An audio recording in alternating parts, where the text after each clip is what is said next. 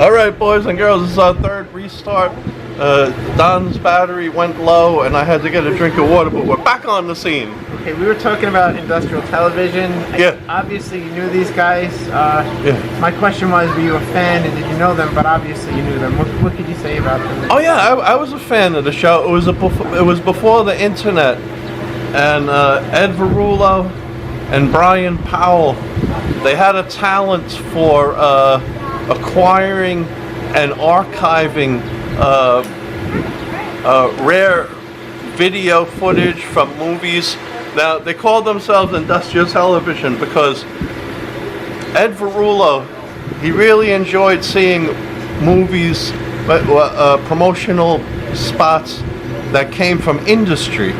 There would be a video about peas and or trucking, and there's a trucking, the lifeblood of America, and we have this, the other. But then he also liked a lot of other things, and he would compile it into a show. It was bought before the internet, and people really liked it. And they liked that my show came on after it on a Friday or Saturday night. Okay, Terrible Tim, you're one of Staten Island's true entertainment icons. How do you feel about the Staten Island arts and music scene? The Staten Island what? Art and music scene. Yeah, you know, people kick out some good things. Some of the comedians kick out some good things. You know, when you go to a bar, the battle is halfway won anyway if people have some drinks in them. Right? And yeah, I mean, I listen to everybody. I listen to other programs or music, sure.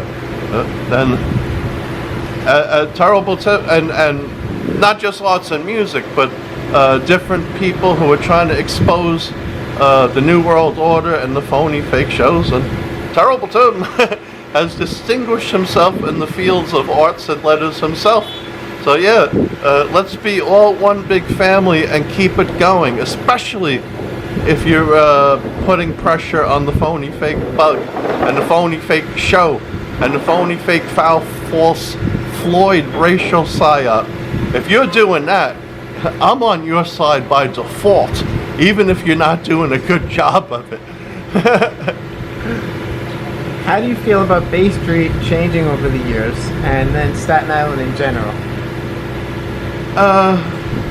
Yeah, no, but Bay Street used to have a couple of clubs where they had shows, and like I indicated earlier, I wasn't even a patron of those shows because at the time I was busy trying to earn money so I could buy my first bungalow home.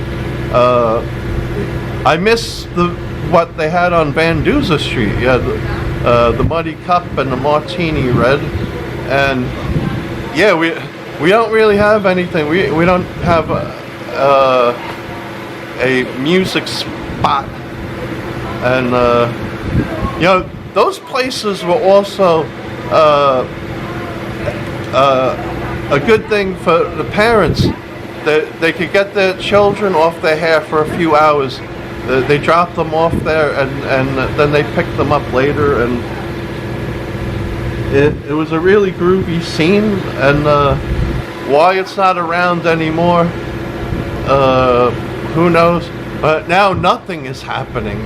But if you have like a comedy show,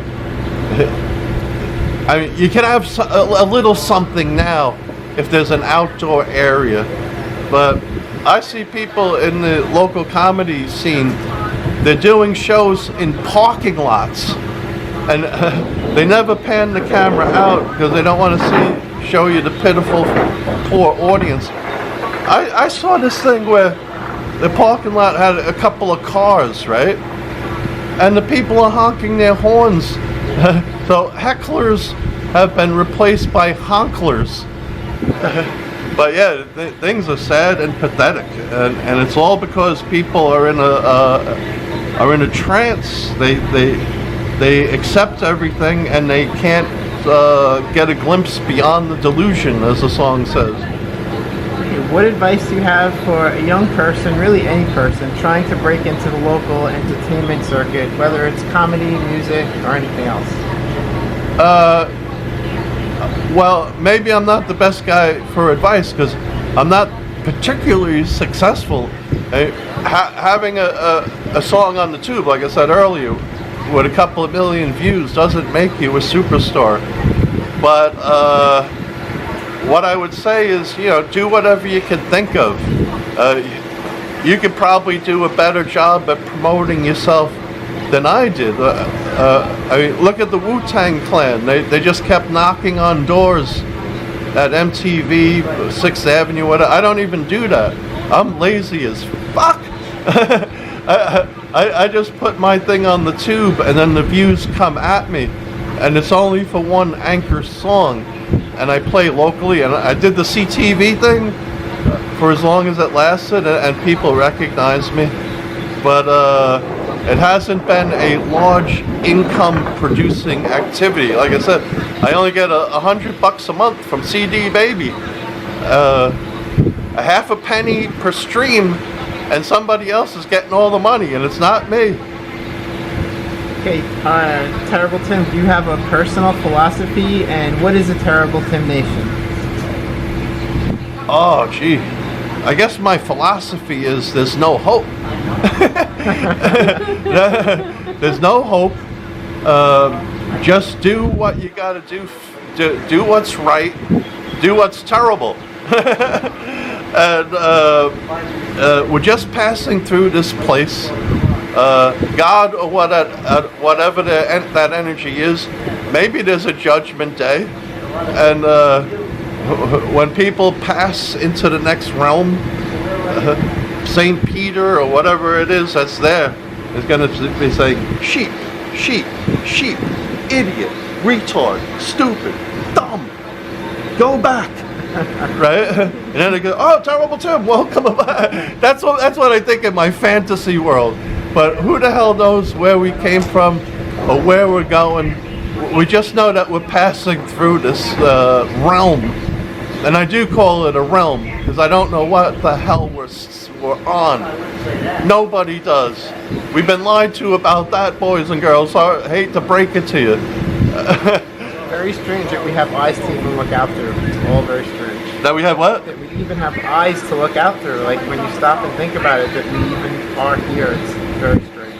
Yeah, I mean, really, there should be nothing. There should be an eternal nothingness. But the experts that you always have to listen to and obey, unelected officials and educators, they told you the way it is. And even though it's a theory, you have to respect it as though it's a fact that everything came from an explosion, that we came from monkeys, our lives have no value, and be very afraid and be in fear, because fear is the currency of control. And that's how the masters of this realm control everybody, is through fear. Okay, my next question, this I've really always wondered about. How did you get involved with Ganas? Oh, Ganas! What was your experience living at Ganas? I didn't live at Ganas, but go ahead, keep going. You wrote a number of tracks about it. What did you learn from the whole experience of dealing with them? With Ganas, all right, let me explain to the audience. Ganas is a cult. And they have several houses on Ward Street or something in Stapleton. I forget the name of the street, but they have a compound of houses that they live in, and they call themselves a feedback learning community. Okay, and I have nothing against them. I just wrote a couple of songs about them, about how it's a feedback learning community. Tell you what all you can be. Get with that Ganas programming, Ghana social logical play. So one day they had an open microphone show at one of their 3 stores. I think it was called the Everything Goes Bookstore. You know about that, right? So I go down there, right? And I play 2 Ganas songs, right? Some of the people who were in the cult heard the song and they thought it was funny, right? Then I go back there a few weeks later to do some more songs at the Ganas Everything Goes Bookstore. And the guy stopped me at the door and said, "Tim, you're not welcome here." I said, "What are you talking about?" He said, "I know you had all your fun making fun of us and everything." I said, I didn't do nothing. I just made a song. And I'm banned from Ganas for life. Now, Ganas, you can look them up on the internet. They still have their internet website called ganas.org. But yeah, that's all I got. I'm glad you know about Ganas. Only the most hardcore, radical, fundamentalist followers with extremist viewpoints usually know about Ganas. And it's interesting that Staten Island has a cult. And I put up in the annotations of one of my songs about them that Ganas is a disturbing exemplification of the world outside itself, because this is literally a cult. Nobody can think for themselves. Nobody could research. Nobody could know anything.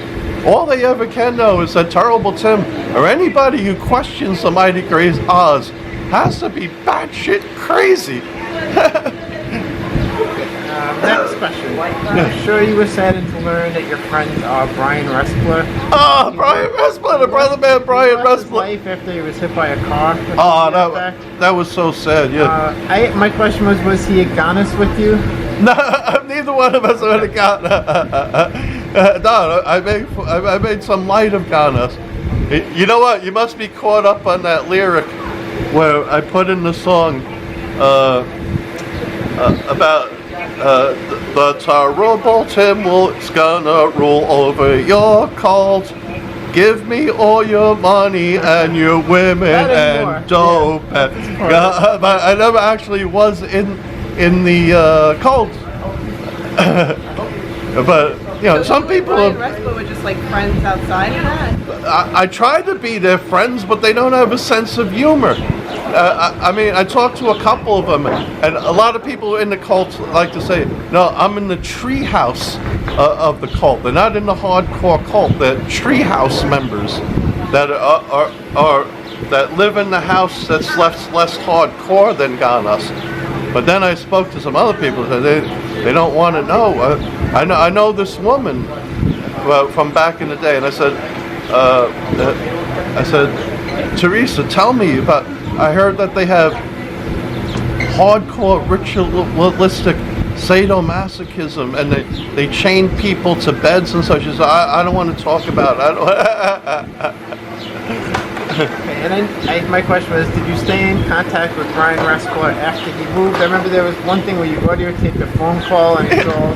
Yeah, the Brotherman Brian Respler. We were like an oil and vinegar combination, kind of a baking soda and vinegar combination. Brian Respler would just get mad. Hey, Brian Respler, how you doing, my brother, man? The Brian Respler, he got mad at me because he did a show and he was dancing to a song, but it was the most absurd dance that you could ever imagine. He was dancing and he would go like this, right? And I'd say, what the hell is that? So I recorded it and I turned it into a Brian Respler song, and he was mad at me ever since. And the video that you saw was, I never had Brian Respler's phone number, and I never kept in touch with him when he moved to Minnesota. But a guy at the Christmas party rang up Brian Respler, and we put it on audio and recorded it. And said, hey, Brian Respler, brother man, Merry Christmas, what's up? And he said, yeah, don't call me. I should have called the police on you a long time ago and had you arrested. Brian Respler, why do you want to arrest the brother for? It's Christmas time. And then he just kept going and going and going. Brian Respler, what the formula was that everyone was in on the joke except him. And it made really good television. And I have to go through my DVC archives to dig up that material again. Because we converted from DVC to something else. Now it's video cards. And I have to get the only place I know who has the machines to convert are at CTV. So maybe if they open up again someday. And I remember that was Everybody Do the Brian Respler. That's Everybody do the Brian Respler. Man, I'm surprised. Don is really could be a Terrible Tim historian, for Christ's sakes. He could probably tell me things about Terrible Tim culture that I forgot. Maybe this part. Can you tell us more about your feud with Jay Miller? Jay Miller. He called you a bully? Yeah. Well, that wasn't his idea to call me a bully. It's whatever the social engineers hand down. All of a sudden, at one point a couple of years ago, the social engineers say, oh, well, let's divide and conquer people by saying anyone with a contrarian viewpoint or somebody who doesn't worship at the altar of homosexuality, that you can't make light of anything. So Tim, you're being a bully. Jay Miller's like everyone else. He doesn't have a mind of his own. He doesn't think for himself. It's whatever's handed down to him from the television and the think tanks and the cultural engineers. But anyway, Jay Miller has the most songs ever written by Terrible Tim about anyone. There's 10 of them in all that you could catch off the Terrible Tim tube. Okay, now moving on to another section. Drugs, food, and more. What's your drink of choice? How do you feel about cannabis?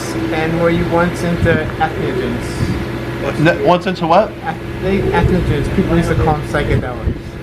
Oh, yeah, well, I don't like alcohol. Maybe sometimes if people are around. Yes, I do smoke weed. I never did anything stronger than weed, really. And, but, you know, that's a personal choice. I'm not saying to anybody, drink, don't drink, smoke, don't smoke. You're here for you. You're not here for me. You do whatever's right for you. But what are your thoughts on the recent opioid pill and even more recent heroin crisis? How do you think it could be solved?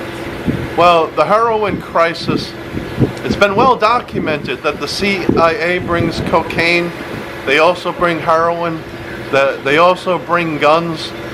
They introduce all these things into the community, and the government profits from selling drugs and guns, and then they profit because, well, we got police and jails and everything too. Now they want to tear down that system, defund the police and everything, but it's the only thing we had. And what are you replacing with? We're replacing it with nothing. They had the New York City has very strict gun laws. You can't easily purchase a gun. And the police can't be everywhere anyway, so a law-abiding citizen, in my mind, and according to the Constitution, and according to natural law, has a right to defend themselves and have a weapon, so that if someone comes to your door and they break in and they're trying to do you harm, you can blow that person away. But we never had that level of freedom. At least you had the police where, now the police can only come, for the most part, are only going to show up to write a report about what happened to you, because you can't get after the fact, because they can't be everywhere.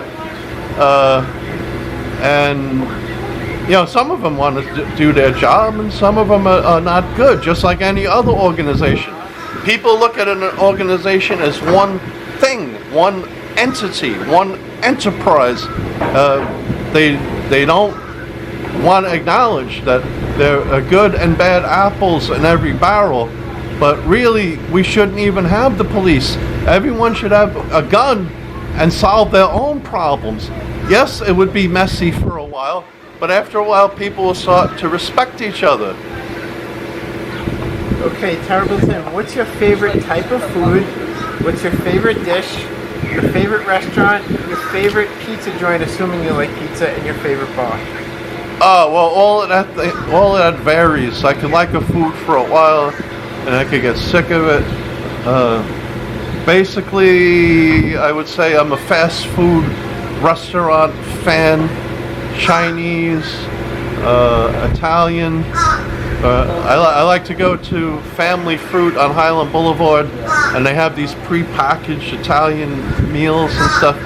And I'm not much of a cook, other than pancakes, eggs, whatever. But as far as my favorite restaurant, I guess I like Brothers Pizza on Port Richmond Avenue. I used to like to always go there after I did my submitted a show to CTV.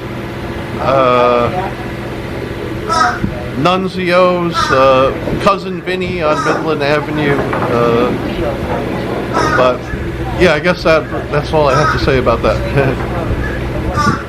What's your favorite Sikh Shaolin spot? Now you said about you liked Buddhist or Buddhist woods or something, and yeah, there's places on Staten Island that have some pleasant geological features. This is the Island of Parks. That's what they call it now, is the Island of Parks. So, what are some hidden places you like to go just to feel the universe? I used to like the Great Kills where they had the boats. My father used to have a boat down there. I enjoy my own backyard, that little area of green that I mow every couple of weeks. I like Midland Beach. I like all those little houses. It reminds me of when I was a kid. My father used to put up a Christmas tree, and he would have all Lionel trains and little houses around it.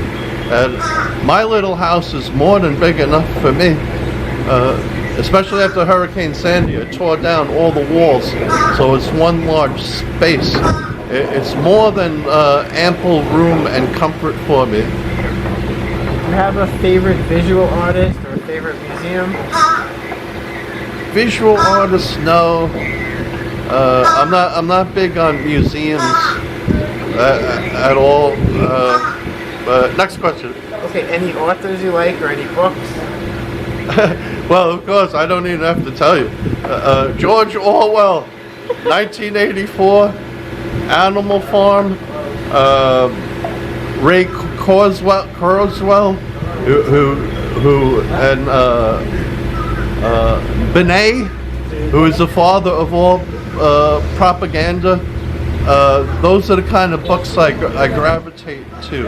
Mostly I like to read articles on the internet and videos on the internet that explain what's going on.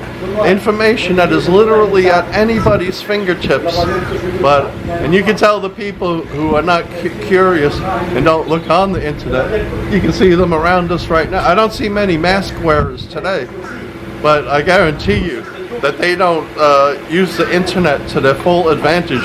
Where the internet, if you look in the right places, is almost like the Library of Alexander of knowledge. People hate knowledge, they hate truth and reality with a passion, and they hate anyone who dares to tell it. Who's your favorite philosopher and your favorite comedian? Oh, dude, philosopher. I took philosophy in college before I dropped out a year later, and I wasn't getting any of it. Favorite comedian would be George Carlin. Then the other comedians I'm going to name tell you pieces of truth, but they're really with the system, and they're going to default to what the system tells them. And that would be Louis C.K., Dave Chappelle, who's a funny man, but he bought into that phony, fake, foul, false George Floyd Staten Island. We have an article. Oh yeah, he did a thing about how he hates him. Let him hate a place. One place is as good as another, as long as it's not a slum. And who else was I going to say? Bill Burrs. He gets up there and tells the truth about stuff.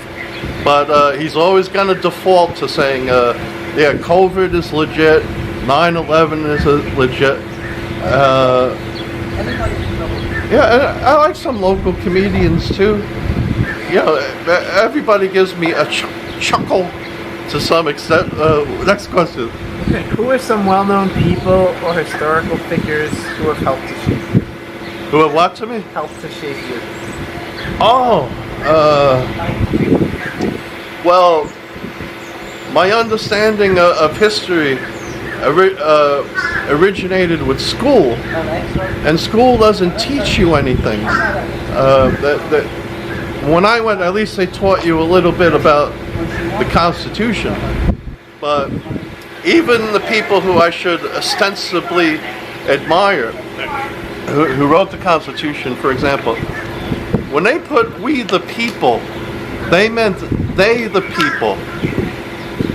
And the Declaration of Independence literally means independence of. It should be the Declaration of No Dependence, where people work things out on their own and govern themselves. And a lot of people already know that the word government, if you take the Latin roots, governare, mentis, mental, that it literally translates into mind control. That's what it means in English from the Latin roots. Government means mind control. And it's right out there in the open. People don't want to know nothing. And of course their minds are controlled. Okay, Terrible Tim, what is your personal faith or spirituality all about? My spirituality is, well, I think religion has been hijacked. It's a synthetic, man-made fantasy. And the scientists have their own fantasy about things exploding and we came from monkeys. My overall opinion about existential questions and creation is that something caused this to all come about. And whatever it was, because then the question was, well, who created that? Who's behind that? Who's beyond that? But whatever it is, and this is hard to conceive of, it has, whatever put this together in my mind, has no beginning, it has no end,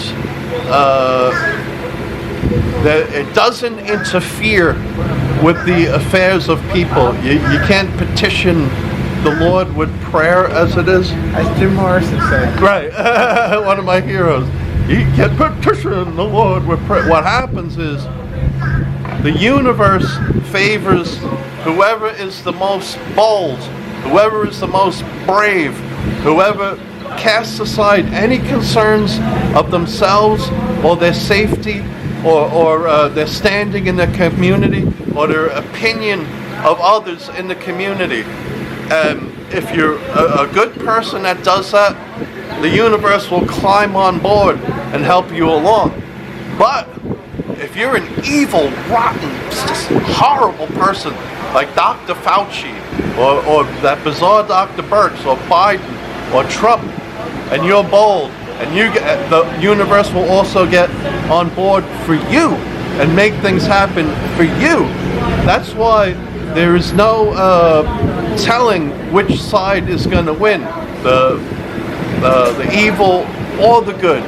My money is that the evil is going to be what happens, what's going to get ahead. Evil is going to win because good people do not stand up, but it'll all get sorted out in the next realm.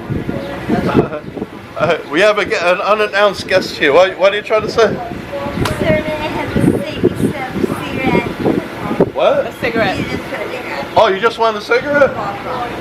That's all you want is a cigarette? I didn't With all I have to offer? every cat. Okay. Alright. Alright. Terrible Tim takes care of his people. Even if they never heard of me or don't know if I'm a fan. I gave $3 to a guy earlier. Think for yourself is Men often like said. sir. Okay. Oh. There you go. Think for yourself is often said to be the most subversive statement that can be uttered. Why? I don't know if it should be. Over there, like, Yeah, go ahead. I don't know that it should be subversive. That thinking for yourself should be the most natural thing that ever. But people have been programmed away from thought and critical thinking. People have become absent of natural, normal, expected curiosity. All their thinking has been outsourced, and somebody else does the thinking for them. They're just brain-dead zombies that follow the herd. Wherever the herd is going, they're going, and they don't want to speak out against it because they only want to be well thought of. What's more important to them than anything is what other people think of them. It's more important than speaking out in the interests of themselves, their family, who they love more than anything, or their country, or their friends. Being well thought of and being well regarded and being a part of the herd is more important than even themselves or their own family, where they should be speaking out in their own interests. How's that? Okay, we're good. All Okay, right. you would probably be labeled a conspiracy theorist. Harvey. There are no conspiracy How theorists do you to be. feel about that term? Okay, there are no conspiracy theorists to be had.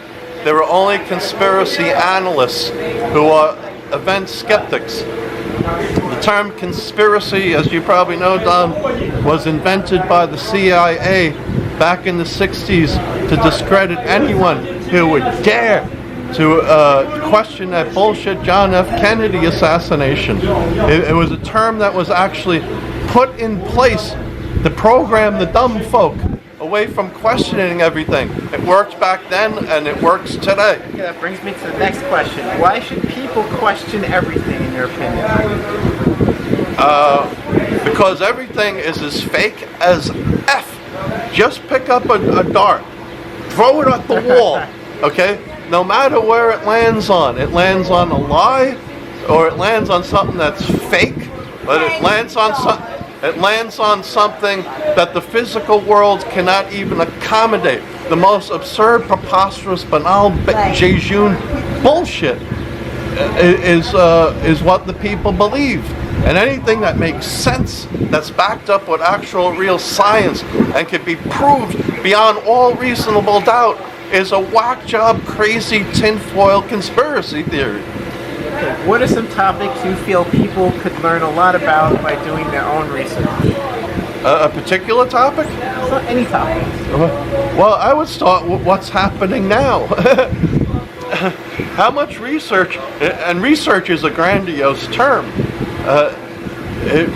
You just do a search or do a statistical lookup. Let's start with the fake bug if you want to learn about how fake the world is. As I indicated previously earlier in this presentation, just go into the Google, type in how many people died of COVID, and the number comes back 0.004 of 1%. Many of the cases, few of the caskets. So start there, okay? And I'll guarantee you, then work your way backwards. Everything is fake. Even World War II, Pearl Harbor was a let-it-happen event, for example. Roosevelt knew it was coming. The code breakers knew that the Japanese were going to attack. Did they reach out to them and say, look, we know about this, let's work something out? No, they just let it happen, don't say anything. And the Japanese attacked because we embargoed the heck out of them. So they had their backs up against the wall. What do you think the future holds for NYC and America? The future is a dystopian, Orwellian, brave new world. People are going to be chipped. You won't be able to buy, sell, trade, or do anything without the mark of the beast. And there's nothing that can be done about it because enough people aren't going to get woke. No one's going to share my or anyone's videos except a handful of people. The rest of the people are dead, brain dead, walking zombies that don't know anything, don't want to know anything. Okay, Terrible Tim, what do you think some of the most significant issues we're facing today are? Well, the fake bug. People are going to have no way of defending themselves. You're going to take away the police and replace it with what? Nothing.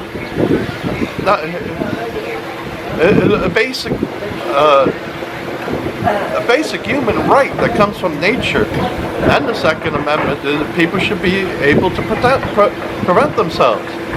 But the government lays awake at night worrying, oh, somebody might hurt themselves. So don't let them have a gun. Somebody might catch a cold.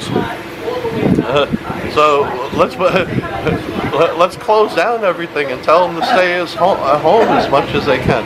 But it's not about a virus. It's about the world governments taking over everything. George Carlin said, well, we know what they want. They want less for you and more for themselves. It's that simple. It's not complicated. Should there be limits on free speech, and how do you feel about cancel culture? There should be no limits on free speech except as long as you're not talking about children, as long as that has nothing to do with children, and as long as it doesn't have anything to do with violence. But here's what they do. If you say something that opposes the state's position or the YouTube community standards, they'll call it hate speech or disinformation, and then they'll take it down. They're not concerned about hate speech. They're concerned about keeping you down and keeping their stuff up. Yeah, please. We're trying to do a show. All right, I'll give you a dollar. This is a good place for Terrible Tim to give out dollars. All right, I gave 3. Here. Yeah, here's $5. But you gotta promise to let us do our show without saying anything. All right. What's the next question? Okay. What is the purpose of life in your estimation? The purpose of life. Yeah, she's still trying to figure that out. We know that it's ephemeral. It's going to go away. So, were we sent here to do something? Maybe. Oh, my battery went out. Oh, man.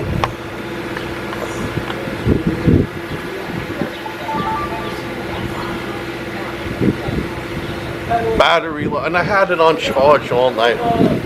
Alright. I don't know, maybe you could send me a link from here on. Yes. I'll let you know what number it died out at. Alright, the purpose of life is, I don't know what it is. I only know that it's ephemeral, it's going to go by. We're just coming in and out of this realm. What came before it, I don't know. What, if anything, comes after it, I don't know. And I don't think anyone has those answers. Not even the great and mighty Terrible Tim knows. I think we covered this, but I'll ask it anyway. What do you think about fake news? Do you think the media should be trusted? That's almost a rhetorical question. I don't even trust the media to tell me what time it is. If they told me, then I would look at the wall and see if to try to corroborate it. It's a joke. It's a lie. The media was consolidated back in when Clinton was the president. He undid all the regulations, so they sucked each other up. There used to be hundreds of media sources on the TV, radio, newspaper. Now it's less than a handful. So, and a handful of CEOs control all the information. And if anyone is not in lockstep, like say for an example, a reporter said, hey, I want to do a story about this 9/11 inside job. It doesn't, the editor will say, just tell me that one more time and I'll hand you your walk-in papers and you go to the unemployment line, just for, as one example. Same thing with this COVID garbage. Anyone who wants to cite the, hey, let's do a story about how nobody's dying of this. Been nice having you here as an employee, but we don't think we could use you here anymore. Thank you and goodbye. just a couple of years ago, they made it so that the TV companies can own newspapers and radio. Oh, yeah. All now. Yeah. That was recent. Yeah, it's not just within the genre, but every form of communication is run by a handful of companies. How do you feel about the Black Lives Matter protests? Do you think that it will accomplish anything worthy? No, because racism is not a biggest problem as of course it exists, but it's not as big of an issue as people perceive it to be. It's a creation of the fake news. It's a classic divide and conquer. As George Carlin said, keep them fighting with each other so that they, the true owners, can keep going to the effing bank. The phony, fake, foul, false Floyd.